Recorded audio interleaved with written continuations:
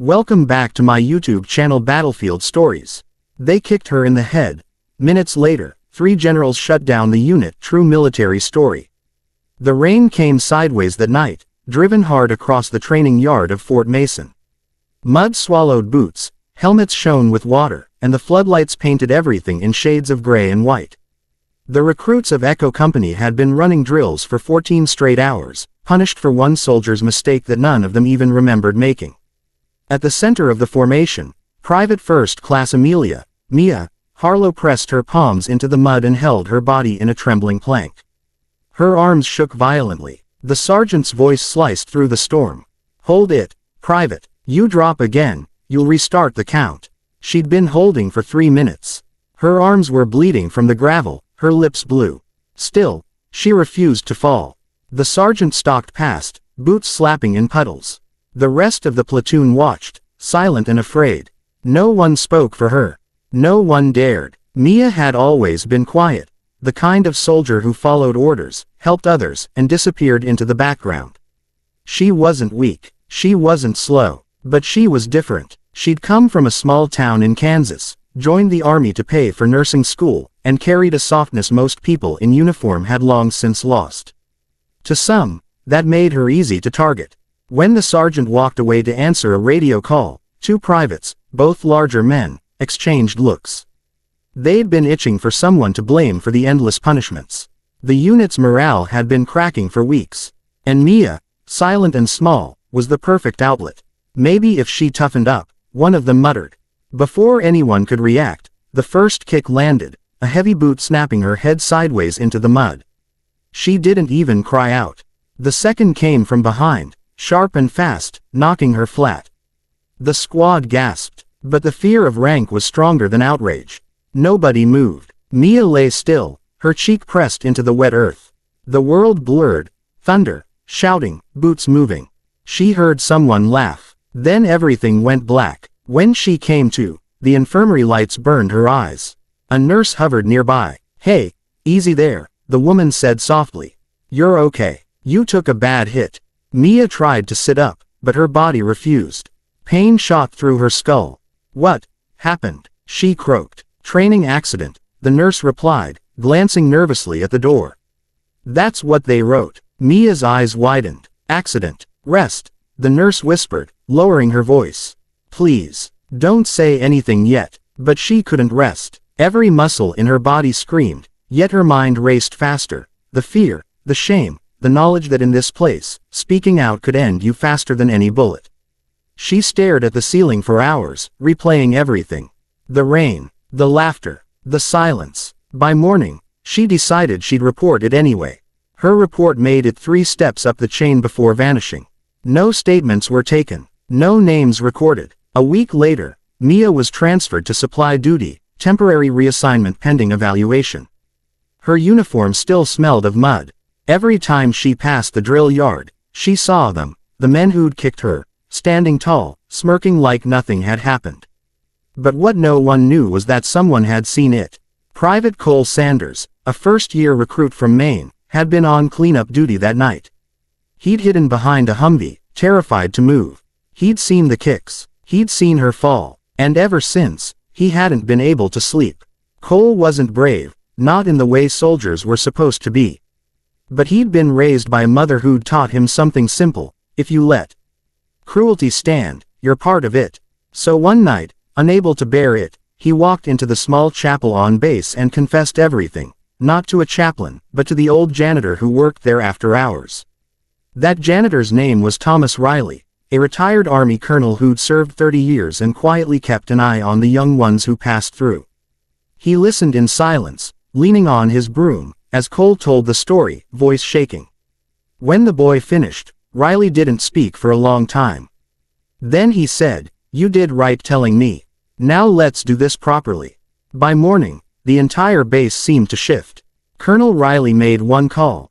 Not to the company commander, not to the MPs, but directly to the Pentagon.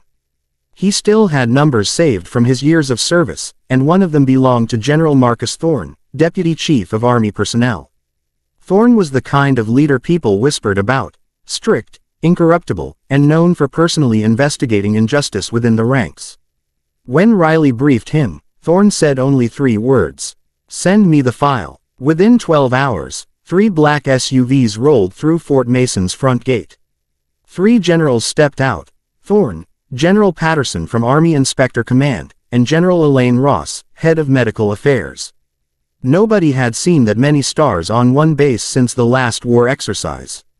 Word spread fast. Soldiers scrambled to attention. The company commander, Captain Lewis, came running across the parade ground, trying to piece together what was happening.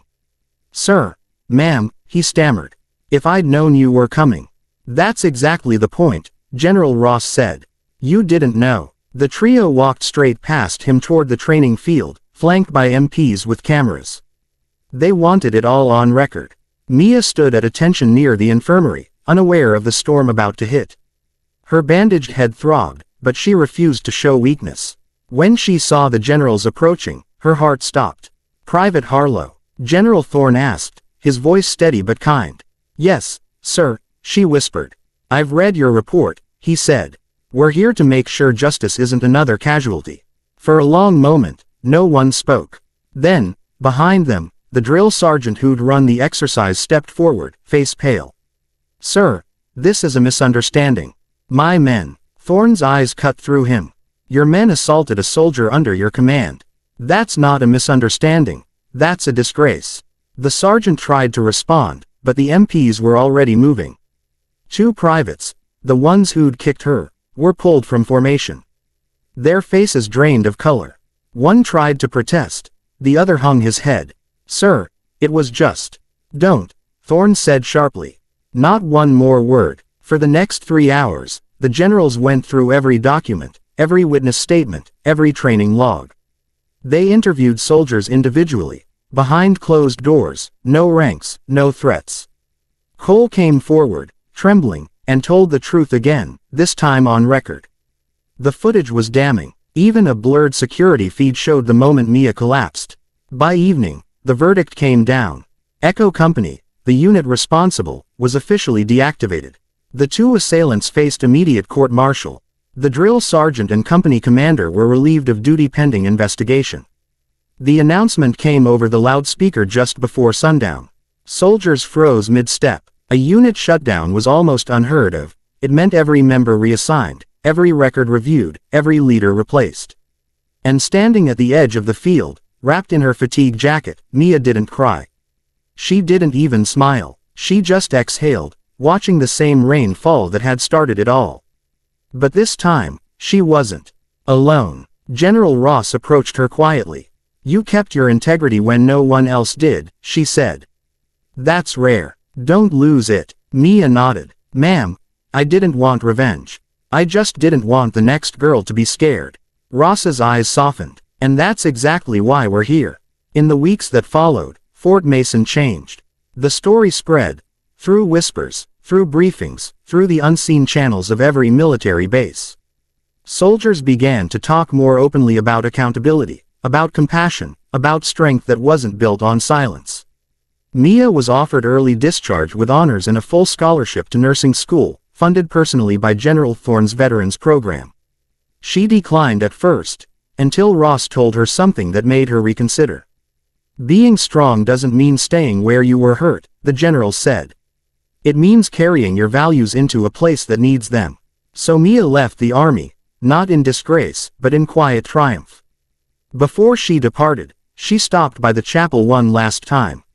Riley was there, sweeping as always. You never said thank you, he teased, smiling. She smiled back. That's because I owe you more than words. He nodded. Then repay it by helping someone else who can't fight back yet. I will, she said. Months later, at a nursing school ceremony in Boston, Mia stood before a small class of future medics, many of them veterans like her. Her scar was still faintly visible beneath her hairline, but she wore it without shame. She told them about resilience, about leadership, about the unseen heroes who still chose kindness even when the system forgot it. She never mentioned names or ranks. She just said, there's always someone watching, someone deciding whether to stay silent or speak. Be the one who speaks. Afterward, a tall young man approached her, shy, quiet, familiar. Private Sanders, she said, surprised. Not private anymore, he grinned. Finished my contract. Studying to be a medic too. They shared a laugh, soft and genuine. He hesitated, then said, you changed more than you know. After you left, things got better. People started standing up for each other. The generals came back last month to talk about new leadership programs. They even named the new training initiative after you, Project Harlow. Her breath caught. You're kidding. No, he said. They said it's to remind every soldier that compassion and strength aren't opposites. She looked down, blinking fast. That's more than I ever expected. You earned it, he said simply. Years later, a framed photo hung in the lobby of the new Fort Mason Training Center. Beneath it was a brass plaque, in honor of those who showed courage without violence, strength without cruelty, and leadership without rank. Project Harlow, established 2028. Visitors often paused there, studying the picture, a young woman in fatigues, smiling faintly under the rain. They didn't always know the story, but those who did remembered how it began. A quiet soldier, a cruel act, and 3 generals who refused to look away. And somewhere far away, in a small clinic in Kansas, a nurse with calm eyes and steady hands cared for a patient who asked about the scar on her head. She just smiled and said, "Oh, that was the day everything changed." Then she went back to work, the same way she'd always lived, quietly, steadfastly, with a kind of courage that never needed applause.